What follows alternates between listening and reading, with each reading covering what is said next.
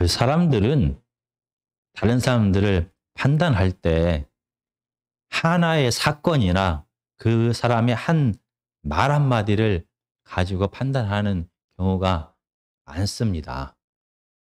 그리고 심지어는 말하지 않고, 심지어는 어떤 사건을 보지도 않고 그 사람의 얼굴만을 보고 나서 인상은 과학이다라고 말하면서 시간이 지나면서 사람의 마음가짐과 성품이 얼굴에 드러날 수밖에 없다라고 말을 합니다. 다른 사람을 판단할 때 이렇게 말 한마디나 어떤 사건을 하나의 사건을 통하여 판단하는 것은 위험합니다. 왜냐하면 사람은 가끔 어떤 상황 속에서는 본래의 모습이 아닌 다른 모습으로 드러날 때가 있습니다. 그럼에도 불구하고 특별한 어떤 하나의 사건이 그 사람 전부를 보여줄 때도 분명히 있습니다. 오늘 하나님의 말씀은 새끼 나귀를 타고 예루살렘으로 올라가는 예수님에 대한 기록입니다. 이 사건은 하나님의 나라에 대한 예수님의 태도와 성품을 잘 보여줍니다. 마태복음 21장 1절부터 11절까지를 우리가 다 같이 천천히 함께 읽겠습니다. 시작. 그들이 예루살렘에 가까이 가서 감난산 벳박에 이르렀을 때 예수께서 두 제자를 보내시며 이르시되 너희는 맞은편 마을로 가라. 그리하면 곧 매인 나귀와 나귀 새끼가 함께 있는 것을 보리니 풀어 내게로 끌고 오라. 만일 누가 무슨 말을 하거든 주가 쓰시겠다 하라. 그리하면 즉시 보내리라 하시니 이는 선지자를 통하여 하신 말씀을 이루려 하심이라. 일렀으되 시온 딸에게 이르기를 내 왕이 내게 임하나니 그는 겸손하여 나귀 곧 멍에 매는 짐승의 새끼를 탔도다 하라 하였느니라. 제자들이 가서 예수께서 명하신 대로 하여 나귀와 나귀 새끼를 끌고 와서 자기들의 겉옷을 그 위에 얹음에 예수께서 그 위에 타시니 무리의 대다수는 그들의 겉옷을 길에 펴고 다른 이들은 나무 가지를 베어 길에 펴고 앞에서 가고 뒤에서 따르는 무리가 소리 높여 이르되 호산나 다윗의 자손이여 찬송하리로다. 주의 이름으로 오시는 이여 가장 높은 곳에서 호산나 하더라. 예수께서 예루살렘에 들어가시니 온 성이 소동하여 이르되 이는 누구냐 하거늘 무리가 이르되 갈릴리 나사렛에서 나온 선지자 예수라 하니라. 저희가 방금 전에 본 이 본문의 사건은 갈릴리에서의 사역을 다 마치고 이제 십자가를 감당하러 예루살렘으로 올라가는 그 과정에서 벌어진 사건입니다. 새끼 나귀를 타고 예루살렘으로 입성하고 있습니다. 이 모습을 본 많은 사람들은 두 가지 반응을 하였습니다. 한 무리들은 로마의 압제에서 그들을 구원할 유태인의 왕, 정치적인 왕이다라고 인정하고 예수님을 향하여 소리를 지르며 예수님의 왕되심을, 메시아 되심을 인정했습니다. 그러나 반대로 예루살렘에 살고 있는 또 다른 무리들은 그들은 이미 배부르고 잘 살기 때문에 예수님이 필요 없다라고 말하며 예수님의 왕되심을 거부하는 무리들이 존재했습니다. 이 새끼 나귀를 타고 예루살렘으로 올라가는 이 사건을 통하여 이 두 무리들의 마음이 무엇인지를 드러냈습니다.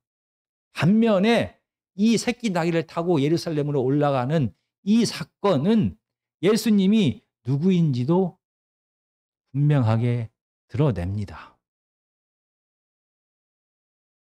그런데 이 본문을 우리가 자세하게 읽어보면은 이상한 점이 많습니다. 갈릴리에서 예루살렘으로 올라가는 길은 크게 두 가지가 있습니다. 더 가까운 길은 중간에 있는 사마리아를 통과하여 바로 예루살렘으로 올라가는 길입니다. 그런데 많은 당시 이스라엘 백성들은 사마리아 사람들을 이방인과 같은 더러운 부정한 사람들이다라고 생각하여 이 사마리아 땅을 통과하지 아니하고 갈릴리에서 요단강을 건넜다가 그리고 밑으로 내려오다가 다시 한번 요단강을 또 건너서 예루살렘으로 올라갔습니다. 가장 유태인을 위한 복음서다라고 말하는 마태복음에서도 예수님은 이스라엘만의 구세주가 아닌 이방인들을 위한 구세주도 되신다라는 것을 계속 강조했습니다. 그런데 왜 사마리아를 통과해서 더 가까운 이 길을 놔두고 멀리 요단강을 두 번이나 건너갔다가 건너오는 그 먼 길을 택하셔서 지금 예루살렘으로 올라가는가라는 의문이 듭니다. 그리고 두 번째는 예루살렘까지 이렇게 먼 길을 오셨는데 1km도 안 되는 가까운 거리를 굳이 새끼 나귀를 타고 왜 예수님은 올라가고 있는 것입니까? 다 큰 어른이 되어서 한 번도 사람을 태워보지 않은 이 새끼 나귀를 타는 모습은 우스워 보입니다.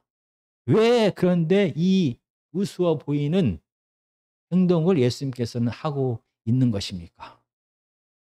그리고 왜 나귀와 나귀 새끼의 주인은 예수님한테 나귀를 그냥 빌려주는 것입니까? 분명히 어떤 목적 때문에 어떤 의도를 가지고 분명히 예수님은 이렇게 행하셨습니다. 그렇다면 그 의도가 무엇일까요?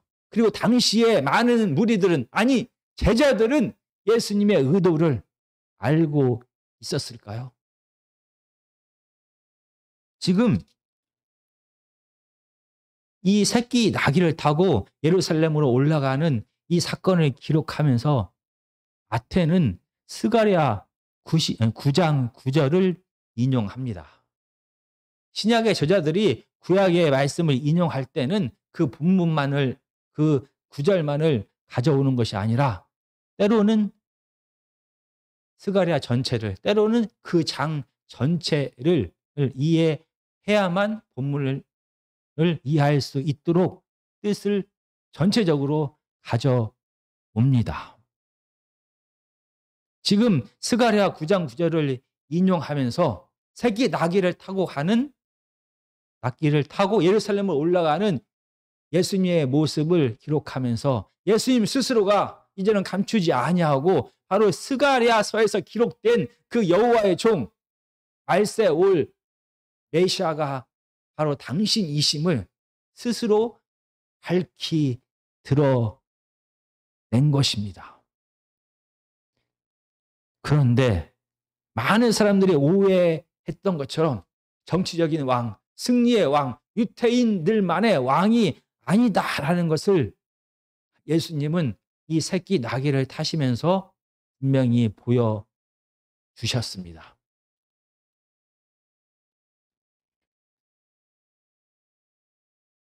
스가랴 전체는, 그리고 스가랴 9장 10절만 봐도 바로 예수 그리스도, 미래에 오실 메시아는, 여호와의 종은 승리와 전쟁의 왕이 아닌, 이스라엘만의 왕이 아닌 이방인들에게까지 평화를 선포하는 평화의 왕이다, 고난의 왕이다 라는 것을 보여줍니다. 그래서 이스라엘 백성들이 예수 그리스도 하나님이 보내신 메시아를 오해하지 않도록 하기 위하여 새끼 나귀를 타고 예루살렘으로 입성하신 것입니다. 하나님을 통하여 시작된 하나님의 나라, 예수님을 통하여 시작된 하나님의 나라, 그리고 이 하나님의 나라는 이스라엘 백성들이 생각하는 것처럼 정치적인 왕도 아니고 유대인들의 만의 왕이 아닌 평화의 왕이고 온 세계의 왕이라는 것을 나귀를 타심을 통하여 예수님은 보여주신 것입니다. 아마 당시에 심지어 제자들조차도 예수님의 뜻을 온전히 이해하지 못했을 것입니다. 그래서 어쩌면은 새끼 나귀를 타고 예루살렘으로 입성하신 예수님을 보고 우스워했을지도 모릅니다. 오늘 본문에서 예수님은 하나님의 나라가 온전히 이해되기 위하여 하나님의 뜻을 백성들이 오해하지 않도록 하기 위하여 사람들 보기에 우스워 보이는 자기의 체면을 깎이는 자기의 명예를 내려놓아야 하는 새끼 나귀를 타고 예루살렘으로 올라가신 것입니다. 자신의 체면과 자신의 명예보다 하나님 나라를 온전히 이해하기, 온전히 선포하기 위하여 백성들이 한 명이라도 더 하나님의 뜻을 온전히 이해하는 것을 원했기 때문에 이렇게 자기의 체면이 깎이는 것을 감수하면서도 새끼 나귀를 타신 것입니다. 그리고 마태는 아마 당시에는 이 사건이 벌어졌던 당시에는 이해하지 못했지만 왜 예수님께서 새끼 나귀를 타셨는지, 그래서 스가랴의 9장 9절의 말씀을 생각나게 하셨는지를 다음에 예수님의 또 다른 의도를 깨닫게 됩니다. 이 스가랴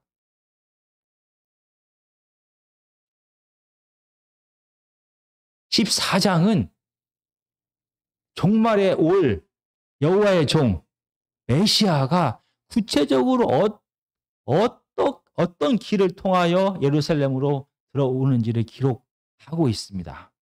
스가랴 14장 4절에 보면 이렇게 기록되어 있습니다. 그날에 그의 발이 예루살렘 앞 곧 동쪽 감람산에 서실 것이요 감람산은 그 한가운데가 동서로 갈라져 매우 큰 골짜기가 되어서 산 절반은 북으로 절반은 남으로 옮기고. 지금 스가랴서는 미래에 오실 다윗의 후손 메시아가 구체적으로 예루살렘 동쪽으로 올 것이다, 감람산을 통과하여 예루살렘으로 들어오게 될 것이다 라고 예언했습니다. 그리고 새끼 나귀를 타고 감람산에서 예루살렘으로 예수님은 지금 올라가고 있는 중입니다.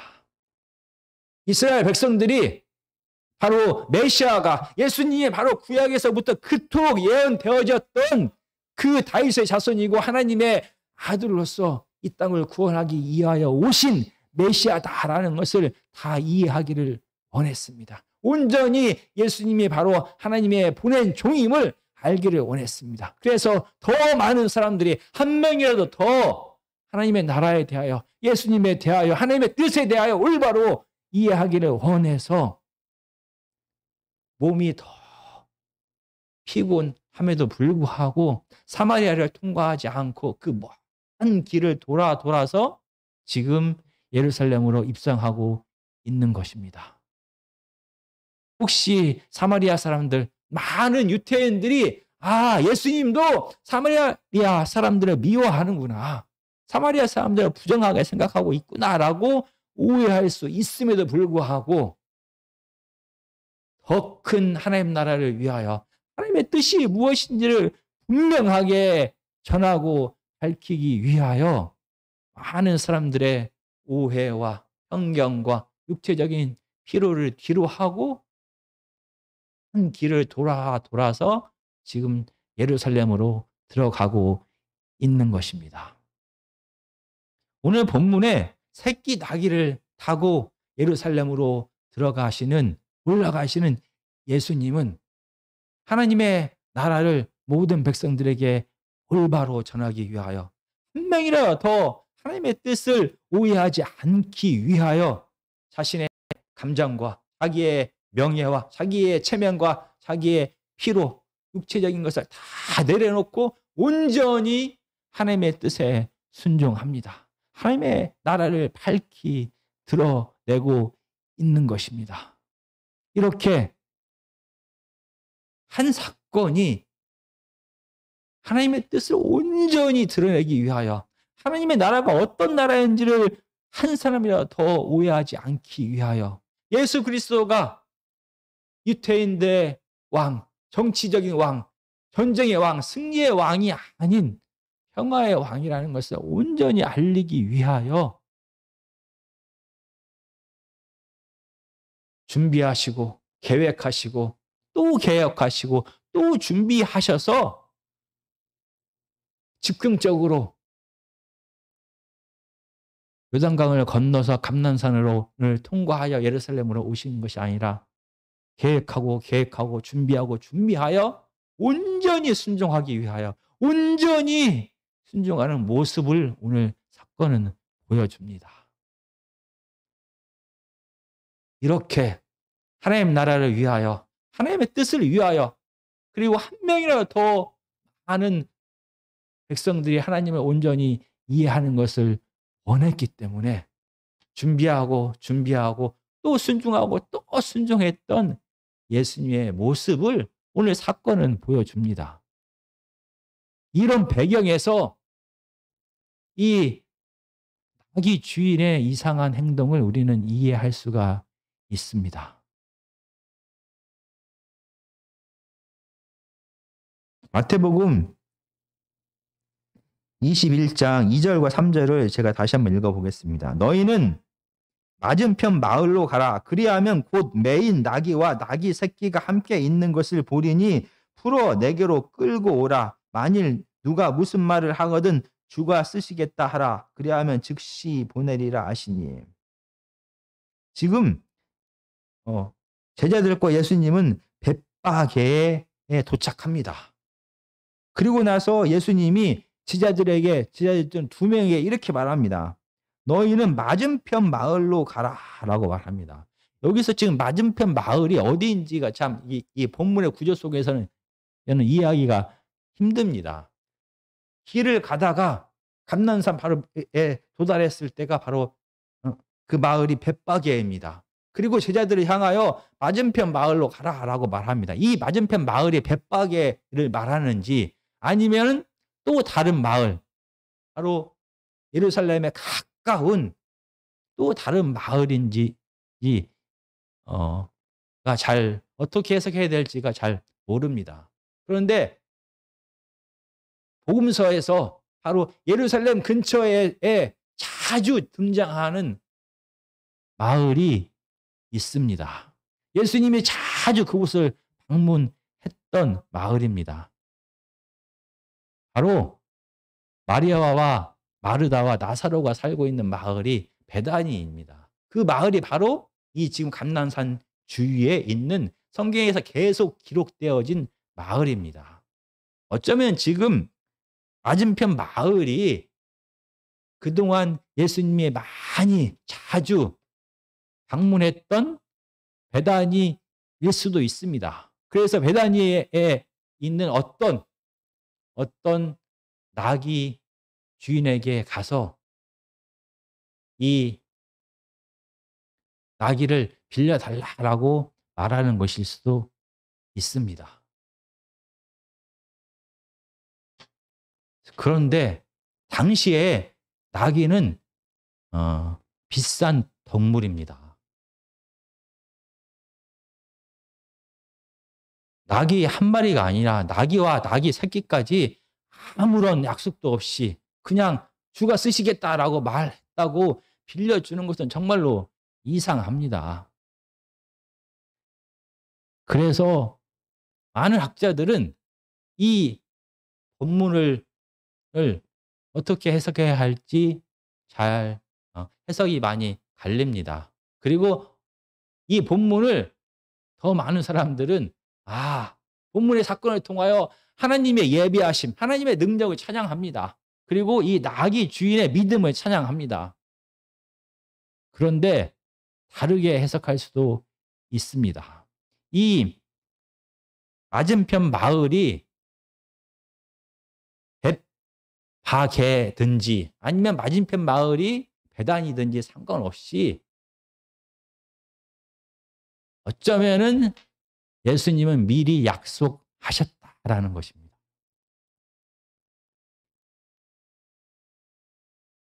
갈릴리 사역을 하시면서 앞으로 6월절 가까웠을 때 이 지역, 갈람산 지역을 통과하여 나귀 새끼를 타고 예루살렘으로 올라가야겠다라고 예수님은 계획하셨습니다. 그러면서 이 갈릴리에서 사역하시는 중간에 잠깐 내려오셔서 이 나귀와 나귀 새끼의 주인에게 미리 약속을 했을 수도 있습니다. 아니면 1년 전에 이 나귀가 새끼를 베기 전에 내년 이맘때쯤에 내가 와서 이 나귀를 사용하겠습니다 라고 미리 부탁을 하고 약속을 받았을 수도 있습니다. 성경은 구체적으로 얘기하고 있지 않습니다. 그러나 분명한 것은, 더 가능성이 있는 것은 언제인지는 몰라도 예수님은 준비하셨다는 것입니다. 준비하셔서 이 나귀와 나귀 새끼를 사용하기를 원했고 그 시기와 모든 것을 다 계획하고 준비하셨다는 것입니다. 하나님의 나라를 위하여, 하나님의 뜻을 온전히 드러내기 위하여, 한 사람이라도 더 하나님의 뜻을 오해하지 않기 위하여 새끼 나귀를 타셨던 예수님이십니다. 몸의 피로함에도 불구하고 오해에도 불구하고 사마리아를 통과하지 않고 계획했던 이 감람산으로 오셨던 예수님이십니다. 그 예수님은 인간의 모습으로 오셨을 때 특별한 경우를 제외하고는 능력을, 신적인 하나님의 능력을 행하지 않으셨습니다. 아무리 배가 고파도 자신의 목적을, 자기의 배고픔을 채우기 위하여 돌을 빵으로 만들지 않았습니다. 아마 그 예수님은 목수이셨을 때도 멍에를 깎기 위하여 초자연적인 능력을 사용하지 아니했을 것입니다. 그냥 모든 목수가 하는 그 모든 수고의 과정을 다 겪으면서 또 깎고 또 깎고 또 노력하고 또 노력하여 땀을 흘리면서 좋은 멍에를 만드셨을 것입니다. 인간으로 오셨을 때 스스로 인간이심을 부정하지 않으셨던 예수님은 아마 하나님의 나라를 위하여, 하나님의 뜻을 올바로 전하기 위하여 계획하고 준비하고 온전히 순종하셨던 그분은 아마 나귀와 새끼 나귀의 일도 미리 주인을 통하여 약속하셨을지도 모릅니다. 이 오늘 본문의 이 하나의 사건, 새끼 나귀를 타고 감난산에서 예루살렘으로 올라가는 이 예수님의 모습은 하나님의 나라에 대한 예수님의 태도와 성품을 보여줍니다. 이 하나의 사건을 통하여 또 다른 두 무리들이 그들의 마음이 어떠한지를 드러냈습니다. 정치적이고 유태인의 왕이다라고 인정하면서 예수님을 환영하고 찬양했던 무리들이나 자기들은 이미 배부르기 때문에 더 이상 예수님의 왕되심은 필요 없다라고 예수님을 거부하는 무리들이나 서로 다른 반응을 보였지만 같은 이유 때문에 그들은 다른 반응을 보였습니다. 바로 자신들의 이익과 자신들의 필요 때문에 예수님에 대하여 그런 반응을 했습니다. 그런데 오늘 본문을 통하여 드러나는 예수님은 이 무리들과 달랐습니다.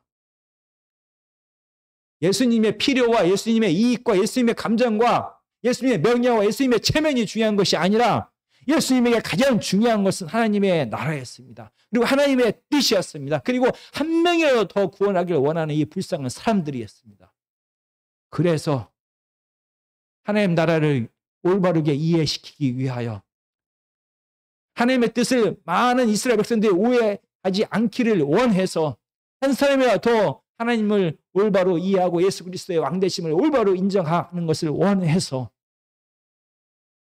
자신의 생각과 자신의 감정과 자신의 뜻과 자신의 필요와 자신의 체면과 자신의 명예를 다 내려놓고 준비하고 또 준비하고 또 준비해서 온전히 하나님 앞에 순종하고 순종하셨습니다.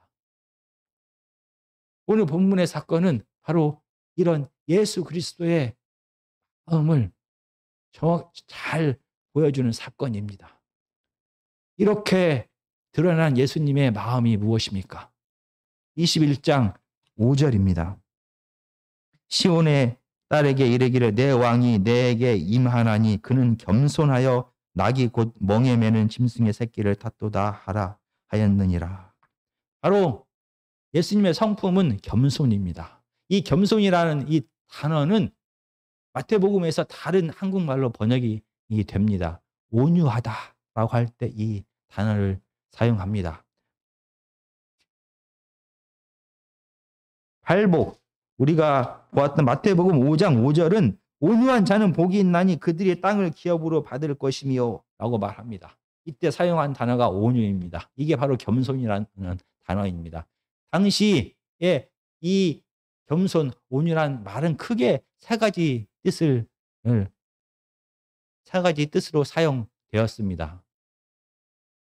길들여지다 라는 뜻이 있습니다. 그리고 진정시키다, 진정제라는 그런 뜻이 있습니다. 그리고 자기의 본성, 욕심, 폭력성, 이기심에 반대된다라는 그런 뜻을 포함합니다. 쉽게 말하면 어떤 날뛰는 짐승이 사나운 짐승이 외부의 힘에 의하여 통제를 받아서 주인의 말에 순종하는 상태가 되었다라고 할 때 바로 이게 길들여졌을 때 온유하다라고 말합니다. 이 단어가 하나님 앞에 순종하는 사람들의 모습으로 쓰입니다. 하나님 앞에 온유한 사람은 바로 자기의 본성, 자기의 감정, 자기의 생각, 자기의 체면, 자기의 명예, 자기의 의지가 하나님의 힘에 의하여 통제되어서 완전히 하나님 앞에 순종하는 자가 되어서 자기의 감정과 자기의 뜻과 자기의 의지가 아닌 하나님의 뜻이, 하나님의 생각이, 하나님의 마음이 그 사람의 말과 행동을 통하여 나타나게 되어진 상태, 이렇게 하나님 앞에 순종하는 상태가 되어진 마음의 상태를 온유함이다라고 말합니다. 오늘 본문의 사건에서 바로 예수님의 마음의 상태가 온유함, 겸손입니다. 자기의 명예와 자기의 체면과 자기의 생각과 자기의 감정과 자신의 의지를 다 내려놓고 온전히 하나님의 말씀 앞에 순종하여 하나님의 뜻에 순종하여 하나님 앞에 순종한 상태가 되었습니다. 이러한 상태가 바로 겸손이고 온유입니다. 사람들은 말할 수도 있습니다. 예수님은 하나님의 아들이니까 그게 가능하지. 어떻게 자기의 감정과 자기의 생각과 자기의 의지를 다 내려놓고 자기의 체면을 다 내려놓고 자기의 육체적인 모든 것을 다 내려놓고 하나님의 뜻에 온전히 순종할 수가 있어 라고 말할지도 모릅니다. 그러나 다른 사람이 아닌 예수님 앞에 예수님께 이 온유함이 사용되었을 때는 예수님은 한 가지를 더 하셨습니다. 바로 하나님이신 그분의 신적인 능력이 절제되고 통제되었다라는 것입니다. 그래서 특별한 경우가 아니면은 정말로 인간으로 오신 예수님은 하나님의 능력을 절제하고 통제하면서 온전한 인간으로 준비하고 또 준비해 하면서 하나님의 뜻에 온전히 순종하셨습니다.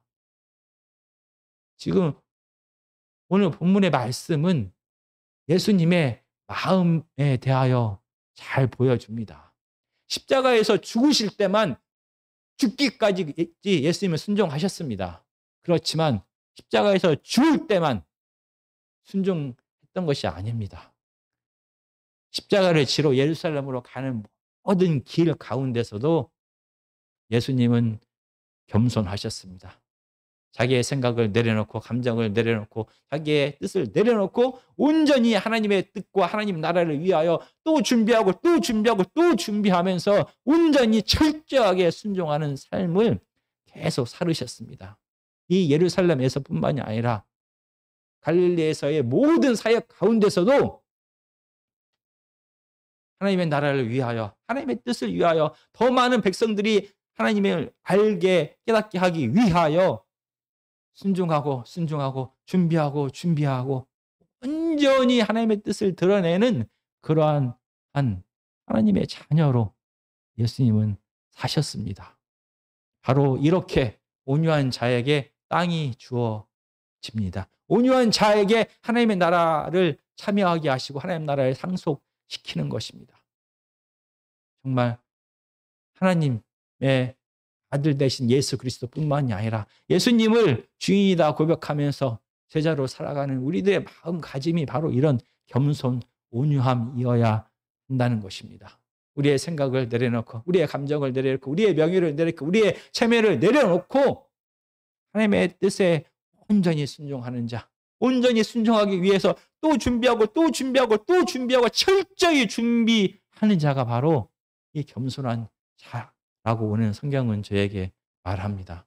정말 우리 아멘교회 성도님들은 하나님 앞에서 사람들 앞에서 온유하고 겸손한 자, 그래서 우리의 감정과 우리의 생각과 우리의 모든 것을 내려놓고 준비하고 또 준비하면서 하나님 앞에 나아가는 온전히 순종하는 우리 아멘교회 성도님들이 다 되었으면 좋겠습니다.